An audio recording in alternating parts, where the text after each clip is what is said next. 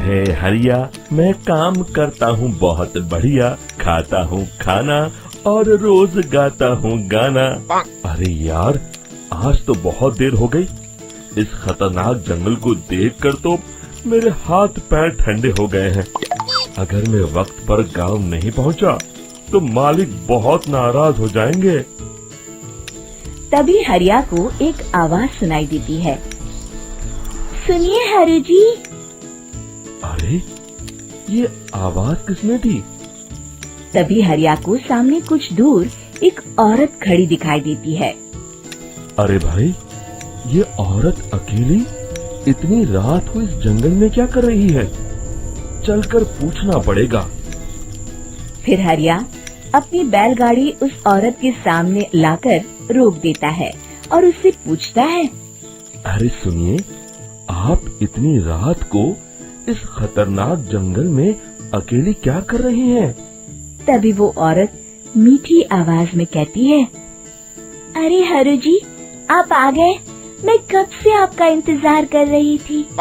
वैसे तो यहाँ से काफी लोग गुजर चुके हैं, लेकिन मैं खास आपका इंतजार कर रही थी। अच्छा, तुम सच कह रही हो? मुझे तो यकीन नहीं हो रहा है। वो क्या है ना, आज तक किसी ने मुझसे इतने प्यार से बात नहीं की। हाँ हाँ हरु जी, मैं सच कह रही हूँ। अब देर मत करिए और जल्दी से मुझे मेरे घर तक छोड़ दीजिए। हाँ हाँ, कौन सी बड़ी बात है, अभी छोड़ देता हूँ। आप मेरे पीछे बैलगाड़ी में बैठ जाइए और मुझे रास्ता बताते चलिए। फिर वो औरत हरिया की बैलगाड़ी में बैठ जाती है और हरिया बैलगाड़ी हाँकता हुआ आगे चल पड़ता है। फिर उस औरत के बताए हुए रास्ते पर चलते चलते हरिया बैलगाड़ी लेकर एक काली गुफा के आगे आकर रुक जाता है। हरिया उस औरत से पूछता है। हाँ देवी जी, आपका घर कहाँ है? यहाँ तो एक गुफा के अलावा और कुछ नहीं है। तभी अचानक वो औरत हवा में उड़ने लगती है। देखते ही देखते उसका सुंदर रूप एक डरावनी चुड़ैल में बदल जाता है और वो जोर जोर से हंसती है। अरे तू तो एक नंबर का बेवकूफ निकला। तू तो बड़ी आसानी से मेरी बातों में आ गया। अरे मर गया रे, ये तो एक चुड़ैल है। हे भगवान बचा ले, ये तो बड़ी डरावनी दिखाई दे रही है। और फिर अगले ही पल हरिया की बैलगाड़ी में रखा सारा सामान हवा में उड़ता हुआ उस काली गुफा के अंदर चला जाता है और वो चुड़ैल भी उस गुफा के अंदर जाकर कहीं गायब हो जाती है। हरिया ये नजारा देख बुरी तरह घबरा और परेशान हो जाता है। अरे, ये चुड़ैल तो मेरा सारा सामान लेकर गुफा में गायब हो गई। अब क्या होगा?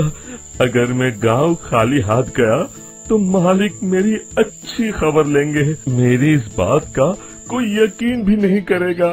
फिर आखिर वही हुआ। हरिया के मालिक चंपक सेठ को हरिया की किसी भी बात पर रत्ती भर भी यकीन नहीं हुआ। चंपक सेठ को लगा हरिया झूठ बोल रहा है और उसने ही लालच में आकर सारा सामान हड़प कर लिया है। फिर हरिया को बेईमान समझकर चंपक सेठ उसे काम से निकाल देता है। अगले दिन अपनी दुकान में परेशान बैठा चंपक सेठ गुस्से में बड़बड़ाता है। अरे, दुकान में तो सामान बिल्कुल भी नहीं है। अब मुझे ही शहर जाकर सामान लाना होगा। फिर वो अपनी बैलगाड़ी लेकर शहर चला जाता है। शहर से सामान लेकर जब चंपक सेठ वापस गांव लौट रहा होता है, तभी उसे एक आवाज सुनाई देती है। चंपक जी, ओ चंपक जी। अरे, ये तो कोई मेरा नाम लेकर मुझे पुकार रहा है। फिर उस रास्ते में वही औरत खड़ी दिखाई देती है। फिर क्या था, हरिया की तरह चंपक सेठ भी उस औरत के पास अपनी बैलगाड़ी लेकर जाता है और वो भी उसकी चिकनी चुपड़ी बातों के मोह जाल में फंस जाता है। फिर चुड़ैल उसे भी अपनी गुफा तक ले जाती है और उसका सारा सामान लेकर गुफा में गायब हो जाती है। बेचारा चंपक सेठ लाचार होकर खाली हाथ गांव लौट आता है। फिर ये उस जंगल में रोज की बात हो जाती है। जो कोई भी शहर से कुछ लेकर गांव की तरफ लौटता, वो चुड़ैल उसे बेवकूफ बनाकर उसका सारा सामान लेकर गुफा में गायब हो जाती। एक दिन हरिया एक लकड़हारे को उसी जंगल की तरफ जाते हुए देखता है। फिर हरिया उसे रोकते हुए कहता है, अरे भाई, क्यों अपनी मौत को दावत दे रहे हो? मेरी बात मानो, आगे जंगल में मत जाओ, वहाँ एक बड़ी भयानक चुड़ैल रहती है।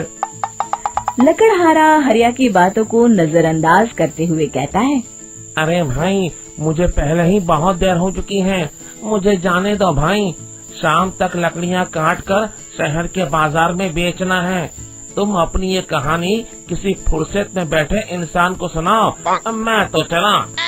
इतना कहकर लकड़हारा वहाँ से आगे जंगल की तरफ चला जाता है। फिर अगले दिन गांव के मुखिया के घर के बाहर बहुत सारे लोग जमा हो जाते हैं। तभी हाथ में कुल्हाड़ी लिए खड़ा लकड़हारा कहता है, अरे मुखिया जी, अब आप ही हमें बचाइए उस जंगल वाली चुड़ैल से। हमारा सारा काम तो शहर से ही होता है। अरे मुखिया जी, उस चुड़ैल की वजह से तो मैं पूरी तरह बर्बाद हो गया हूँ। हम सबको मिलकर उस चुड़ैल का कोई इलाज करना पड़ेगा। तभी भीड़ में खड़ा बीरा कहता है, आप लोग चिंता मत करिए, कल से वो चुड़ैल किसी को नहीं लूट पाएगी। मेरे पास एक बहुत अच्छी तरकीब है। तभी चंपक सेठ उसका मजाक उड़ाते हुए कहता है, अरे तेरा नाम वीरा है तो क्या हुआ? तूने अभी उस चुड़ैल को देखा नहीं है? जाकर अपना काम कर, बड़ा आया। तब मुखिया जी कहते हैं, नहीं नहीं चंपक सेठ, मुझे लगता है हमें इस लड़के को एक मौका देना चाहिए।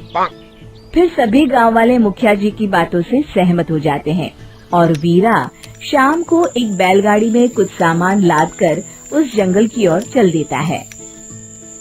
वीरा, ओ वीरा, कहाँ जा रहा है? तभी वीरा मुड़ के देखता है, वही चुड़ैल एक औरत के रूप में खड़ी है। अरे बहन जी, मैं आपको ही ढूंढ रहा था। देखिए, मैं आपके लिए क्या लाया हूँ। अरे वाह, तो खुद मेरे लिए इतना सामान लाया है।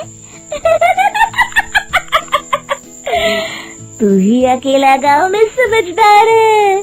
जरा देखो, मैं भी खोल के, बड़े भूख लगी है। जैसे ही चुड़ैल उस सामान पर से कपड़ा हटाती है, एक भगवान शिव की तेज रोशनी उसके अंदर मूर्ति से निकलती है और चुड़ैल अपने असली रूप में आकर जलने लगती है। अरे मैं जल रही हूँ, बचाओ! बचाओ! ओम नमः शिवाय, मर गई मैं! देखते ही देखते वो चुड़ैल राख के साथ उड़ जाती है और सभी गांव वाले भी वहां आ जाते हैं। शिक्षा बुराई पे सदा अच्छाई की ही जीत होती है।